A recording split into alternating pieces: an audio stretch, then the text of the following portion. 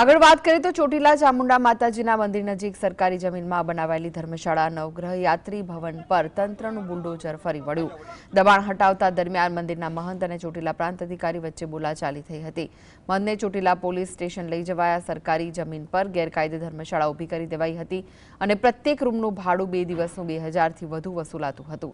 તંત્રએ દબાણ હટાવી 36 કરોડથી વધુની કિંમતની જમીન ખુલ્લી કરી। આ સાથે ચામુંડા માતાજીના મંદિર નજીક 140 કરોડની જમીન ખુલ્લી કરવામાં આવી। જો કે મહંતને પોલીસ સ્ટેશન લઈ જવાતા વિવાદ વધે તેવા એંધાણ છે। હું તો તમને સાહેબ હજુ રિક્વેસ્ટ કરું છું કે તમે ગૌશાળાથી પાડો એટલે તમને ખ્યાલ આવે છે। કઈ ગૌશાળા?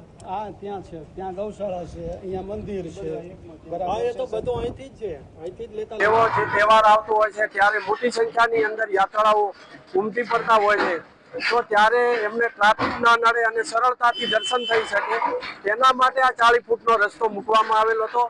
પરંતુ આ 450 થી વધુ દબાણ કરતા હોય આ રસ્તાને ખૂબ સાંકડો કરી દીધો હતો દબાણો કરીને, અને આ રસ્તાને 20 ફૂટ કરી નાખ્યો હતો।